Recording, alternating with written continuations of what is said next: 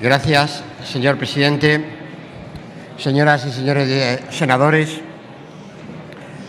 en primer lugar, expresarles me siento muy honrado, mi expresión, por comparecer una vez más en el Senado, en esta Cámara, con motivo de un proyecto de ley importante para la tributación de la Hacienda española y hacerlo, y ese es el sentido también de mi presencia esta tarde aquí en el Senado de España, para también realzar el papel que esta Cámara tiene en su función de Cámara de segunda lectura, puesto que son muy importantes las aportaciones, las modificaciones que al texto original procedente del Congreso en los grupos parlamentarios están aportando al contenido, a la esencia misma de este proyecto de ley. Por tanto, cuando mucha gente en España, muchos ciudadanos se preguntan por qué una Cámara de segunda lectura, yo creo que más oportunidad que estamos ofreciendo en esta ley en relación con las novedades que incorpora el Senado a lo que fue el contenido inicial, creo que es importante y da sentido a también mi presencia esta tarde con ustedes, que por descontado no trato de ser en modo alguna exhaustiva en el tiempo, puesto que tienen mucha actividad legislativa que debe culminar la semana próxima antes del cierre de año con importantes normas, entre ellas la Ley de Presupuestos para que entren en vigor el 1 de enero del año 2013. Saben que el sentido y el espíritu de la ley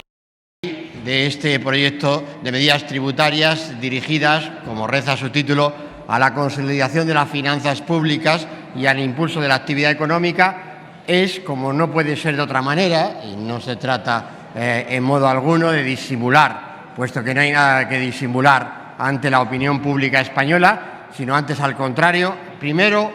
hay que recaudar, hay que ingresar más en la hacienda pública y ese es el sentido de este proyecto de ley de medidas tributarias. Pero junto a ese fin,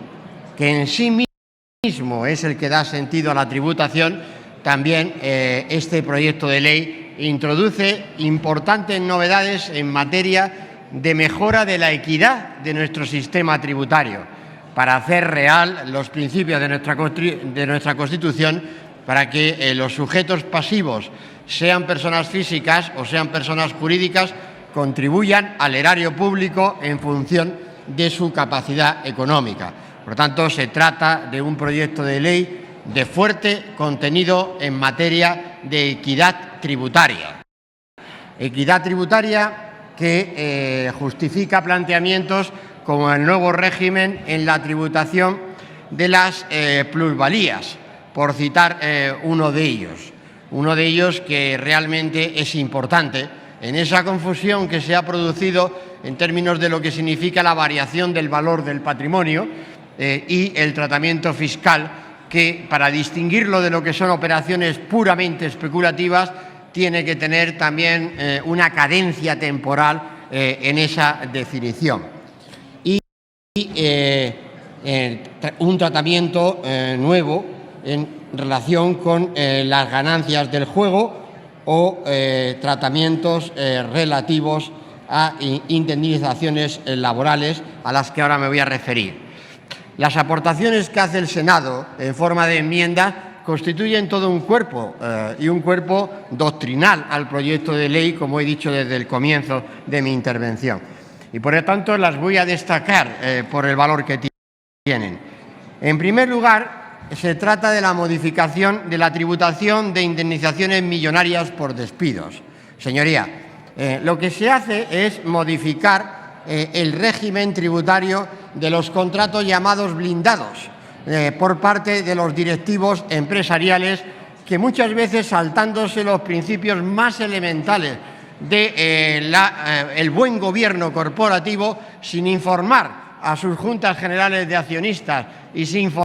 informar en ocasiones ni a su propio consejo de administración, realmente blindan su posición en las empresas con independencia de la suerte de esas empresas y a través de un sistema que ha sido muy benigno, muy blando en términos fiscales a la hora de tratar esas condiciones, que es lo que hace y modifican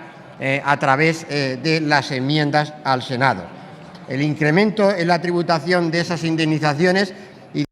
de otras retribuciones de cuantía muy elevada, por tanto derivadas de la extinción de relaciones laborales o mercantiles, entiendo que es una gran aportación que debe ser valorada en términos de equidad por parte de la sociedad española, especialmente en una circunstancia de crisis económica como la que estamos atravesando y donde estamos pidiendo un esfuerzo a toda la gente de nuestro país, a gente que incluso ha perdido su puesto de trabajo cuando elevamos los impuestos indirectos, y ahora lo que estamos es compensando esa tributación, haciéndola más equitativa. Como lo hace también la modificación de la tributación de las primas de seguros colectivos, que es otra manera también de una retribución excesivamente elevada que ahora se corrige en términos de lograr, en virtud de lograr esa mejora en la equidad. También, como novedad de ese proyecto de ley que introduce el Senado, es la novedad relativa a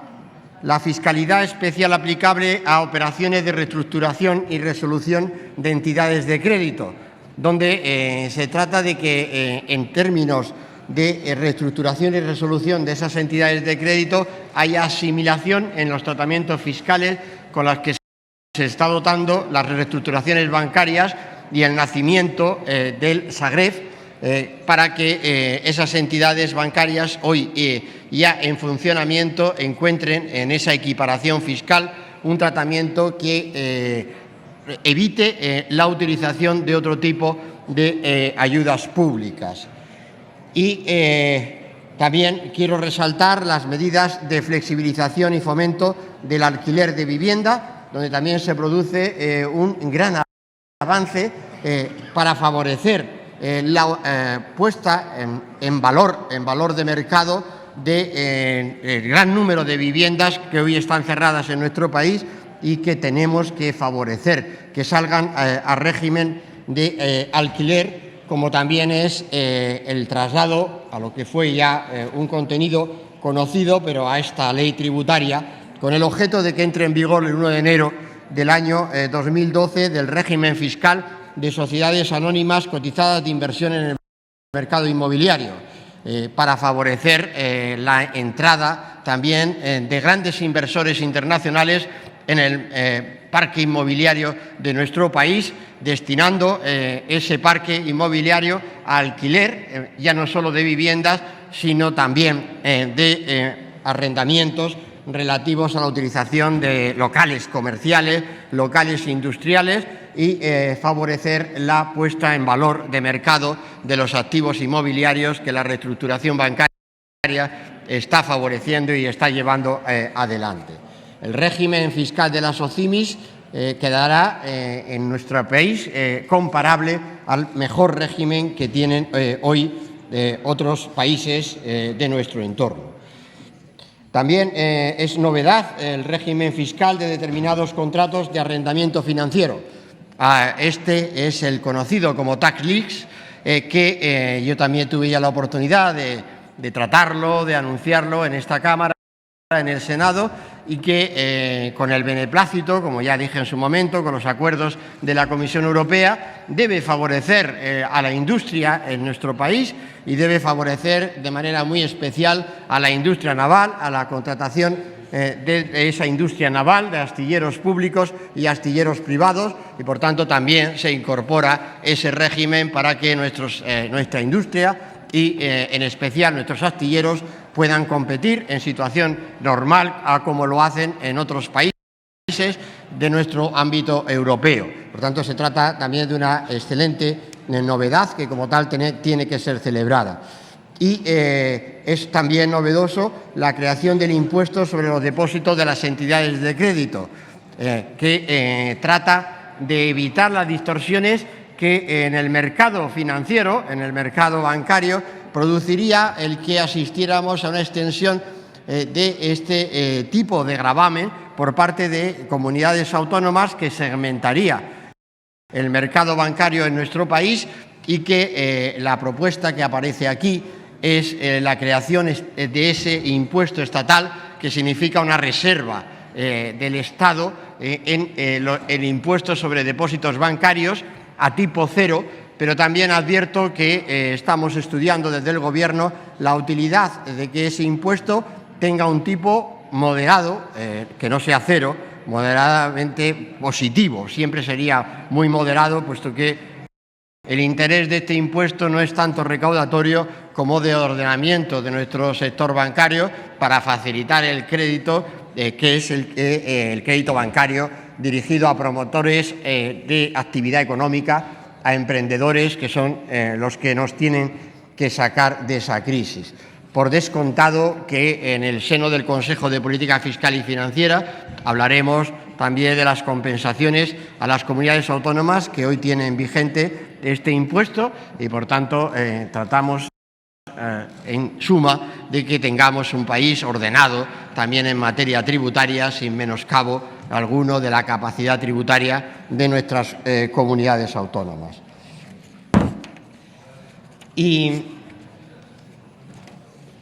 además de importantes novedades, como es esa actualización de balances que se contiene aquí, novedades que, digo, son novedades, por supuesto, estamos hablando de un proyecto de ley en tramitación parlamentaria, pero novedades que ya son conocidas por parte de, no ya de sus señorías, sino de la opinión pública y de los expertos, pues decirles, acabar también con otro tipo de anuncio relativo a la intención del Gobierno de seguir progresando en la lucha contra el fraude fiscal. Y también utilizar esta tribuna del Senado para hacer también este anuncio a la opinión pública, y que somos todos en España, y a la sociedad española. En el contexto actual de consolidación fiscal y de conformidad con el firme compromiso de este Gobierno en la lucha contra el fraude fiscal, lo que quería decir a sus señorías es que el Ministerio de Hacienda y Administraciones Públicas está estudiando adaptar la normativa existente a efectos de publicitar quiénes son los mayores defraudadores y morosos de la hacienda pública, de forma semejante a cómo se hace en otros países miembros de la Unión Europea, en concreto en forma semejante a cómo se hace el Reino Unido e Irlanda. La lucha contra el fraude descansa en buena medida en el cumplimiento voluntario de las obligaciones fiscales y en la conciencia social del daño que genera el fraude fiscal. Con esta finalidad estamos estudiando la precisión de los parámetros objetivos que mejor pudieran servir para configurar tanto el listado como la identificación y la publicidad de los mayores defraudadores o morosos de la hacienda pública española, con independencia del tipo de actividad económica que desarrollen y con independencia de su posición, sean personas físicas o jurídicas. Se trata, señorías, de estimular la regularización voluntaria. Vamos, se trata de que paguen. Ese no lo puedo decir más claro y más en plata. Se trata de que tengamos una sociedad transparente. Se trata de que las buenas normas de gobierno, que son las que rigen también el funcionamiento de las cámaras, la transparencia que se exige a todas las personas que conformamos la vida pública, también se aplique a los contribuyentes, y que esos contribuyentes tengan que dar explicaciones públicas de por qué están en esas posiciones de morosidad o francamente, de defraudación colectiva, y, por tanto, no entendemos, y yo, como responsable de la Hacienda Pública Española, señorías, no puedo entender tanto sigilo, tanta cautela ante personas que no merecen la confianza de la sociedad, ante entidades empresariales que no merecen la confianza de los consumidores que se les están dando cuando no dan prioridad al pago de los impuestos, que es la forma de garantizar la financiación de los servicios públicos de los españoles. Muchas gracias, señor presidente.